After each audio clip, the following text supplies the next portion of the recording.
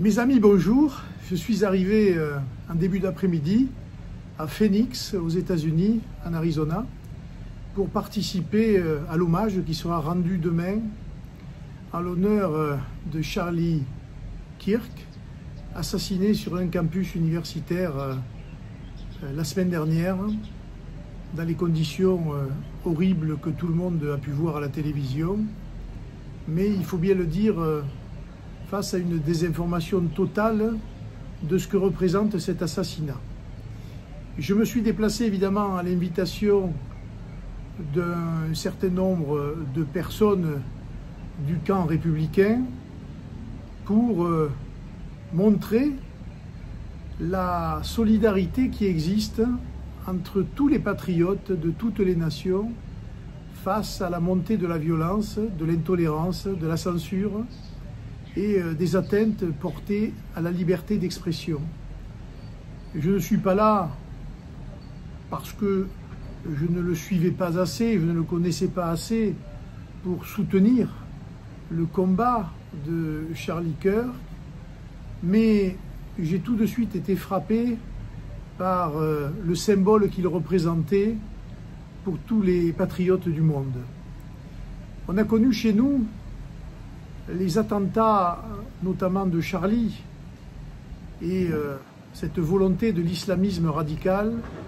d'éradiquer tout ce qui ne pense pas comme lui. Aujourd'hui, un peu partout dans le monde, mais aux États-Unis en particulier, on voit bien qu'une bataille fait rage entre celles et ceux qui veulent imposer les choses et celles et ceux qui veulent une liberté d'expression, une liberté de réunion, une liberté de penser, et que cette liberté de penser est systématiquement remise en cause par un certain nombre de groupes de pression, une idéologie, la fameuse idéologie woke, mais aussi tout ce qui à gauche ne supporte pas qu'on ne pense pas comme elle. Alors demain aux États-Unis, c'est un peu cet hommage-là que l'on rendra, cette résistance-là que l'on incarnera, et c'est aussi un signal d'alarme, parce que ce qui s'est passé hier aux États-Unis, et on l'a vu avec l'attentat notamment de Donald Trump, pourrait demain, pourquoi pas, se réaliser chez nous, ce qui évidemment montrerait ou démontrerait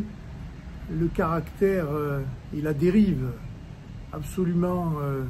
insupportable de nos démocraties contemporaines. Je pense qu'il est important pour l'ensemble des patriotes, pour ce que l'on appelle le camp national, d'incarner cette liberté, d'incarner ce pluralisme, de montrer celles et ceux qui portent atteinte à ce pluralisme. Et vous savez très bien qu'en France, le débat fait rage entre l'audiovisuel public, l'audiovisuel privé, ceux qui aimeraient bien qu'on parle de certaines choses et ou ceux qui ne voudraient pas qu'on en parle. Eh bien, ça fait aussi partie de ce débat qu'il faut mener. Il faut le mener sereinement, pacifiquement, mais il faut le mener. C'est à ce prix que nous continuerons à défendre les idéaux français, les idéaux républicains, et à défendre nos traditions, à défendre notre art de vivre et tout ce qui fait notre culture politique depuis tant et tant d'années. Alors c'est vrai que les contextes varient et que la violence quelquefois est plus ou moins affirmée selon les périodes. Mais aujourd'hui on sent bien que notre société est à la dérive et on voit bien que certains tentent dans la rue d'obtenir ce qu'ils n'obtiendront pas dans les urnes, car il faut bien le dire aujourd'hui, ce qui est en jeu, c'est ce qui sortira des urnes demain et qui sera accepté ou pas par les perdants des élections à venir. Et en tant que démocrate, en tant qu'authentiquement républicain, que patriote, je revendique ce droit de défendre coûte que coûte la liberté, le pluralisme, la démocratie, la confrontation des idées, le dialogue, et de respecter mes adversaires pour peu qu'évidemment ceux-ci l'acceptent de la même manière. Je vous donne rendez-vous évidemment avec Marine et Jordan pour les élections à venir, parce que en France, comme aux États-Unis, eh bien, cette bataille pour les idées est lancée, même si nous n'avons pas évidemment la même manière de voir les choses, si nous n'avons pas la même culture politique,